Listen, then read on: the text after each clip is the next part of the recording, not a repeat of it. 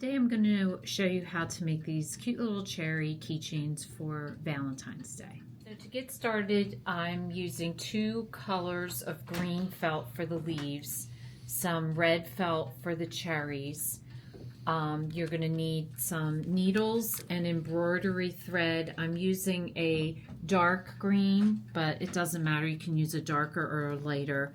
And then red embroidery thread for the cherries. And then some cord, and you can use silk cord or leather cord, whatever you find. This is what I could find in the store. And keychains, if you want to attach it to a keychain. And if you'd like to add the face, I was doing the plain cherries, and my daughter wanted ones with faces on them, so I decided to add one with a face. And a lot of the girls like that, so if you're going to add a face to your cherries, you're going to need some 3D fabric paint for that in black.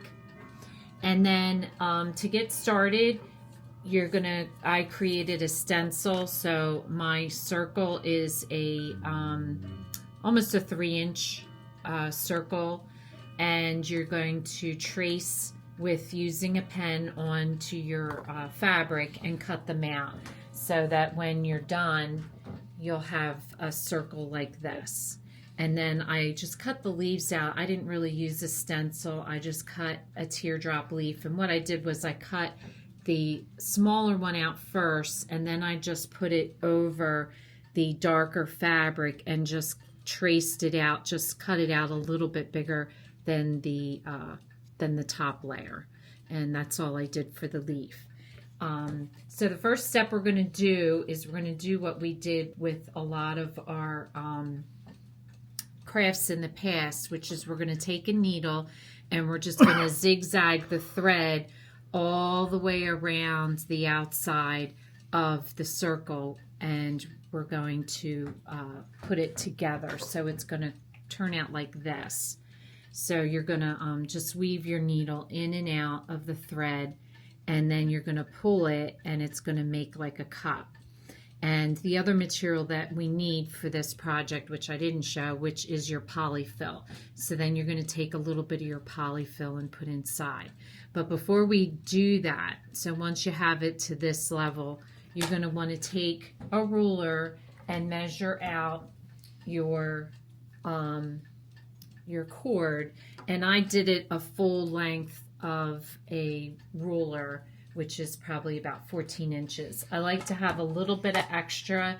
I first tried doing it exact, and it didn't work out very well in positioning. I'll show you later, but positioning your cherries was difficult, and sometimes the cord was too short, sometimes it was too long, so I'll show you how you can fix that problem. So what I'm going to do is I'm going to knot the end of each side of the cord just at the very end.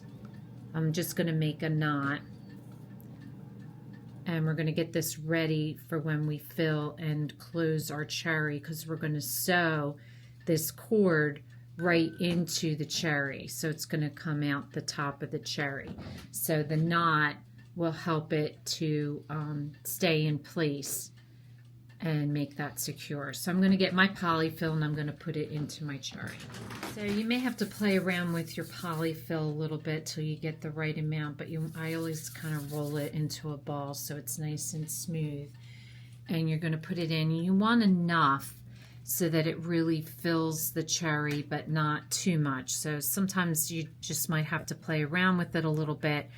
So I'm pulling my thread tight, and I'm using 2 strands of embroidery thread, because you want it sturdy enough that you can kind of tug at it and it's not going to break on you.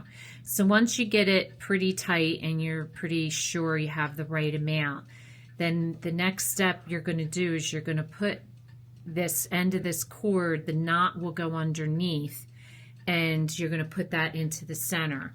So how I'm going to secure it to make sure that it stays is I'm going to put my needle through the cord right above the knot, and then I'm going to put my needle through to the other side, and I'm just going to pick up just as much as you have. You want a good amount so that as you're pulling on it, the fabric isn't going to tear. But you're just going to go straight across. And then as you pull that tight, you just want to take your finger and just make sure that that knot goes underneath. Now, what I found is the best technique is to pull it tight like that, to hold your thread so it stays nice and tight, and do a couple stitches going across through that just to make sure it's secure one way. And you'll notice it kind of bulges out both ways, but we're going to go then, after we stitch this way a couple times, then we're going to stitch from here over to here and pull it tight the other way. And it's going to take several stitches to get your hole completely closed, but I found if you stitch a couple one way and then a couple this way and then a couple and a couple, it tends to close it up really nice. So once you've closed your hole and you've knotted your thread a couple times, I then stick my needle through the cherry to the other side, doesn't matter really where, and then you're going to take your fabric scissors and just cut that off, and you won't even see it. It'll go back into it, so that way you don't have to worry about a thread sticking out. Now to prepare your leaf, all you're going to do is do a satin stitch from one end to the other on the top leaf, which will just connect the two.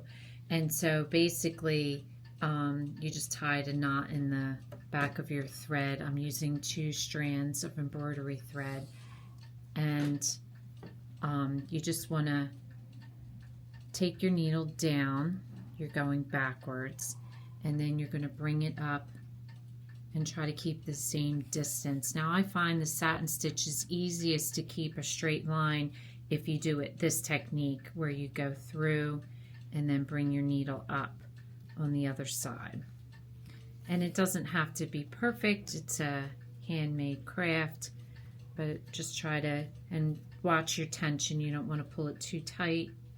And you're just going to do this going all the way across till you get to the other end of the leaf.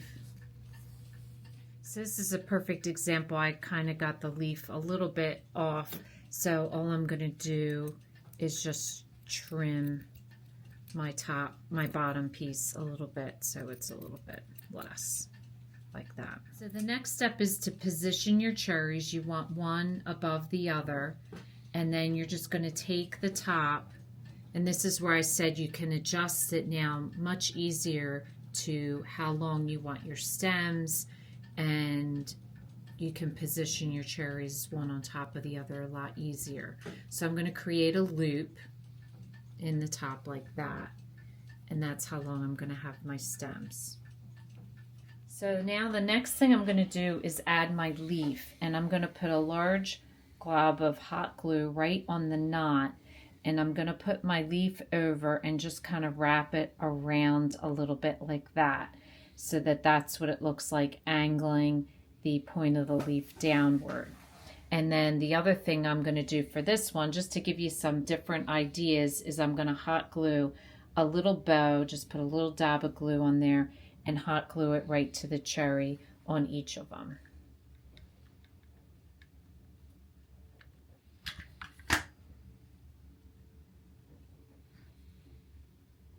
So now the last thing you can do, you can add a ring, or you could add a little ball keychain, and then that way whoever you give these to as a gift, can attach it to a pocketbook or a bag or a lunchbox. So I'm not going to give both of these, but this just gives you an idea. I'm going to add one of these to this gift bag, and I'm going to give it as a Valentine gift, and I think that makes a really sweet little decoration that you can add to any gift at Valentine's Day. And it's cute, can decorate a pocketbook with it as well. So if this is your first time watching, welcome, and please don't forget to subscribe if you want to receive future notification of posts. Hit the bell, and if you like this video, please give us a thumbs up. Thanks for watching, and we'll see you again soon.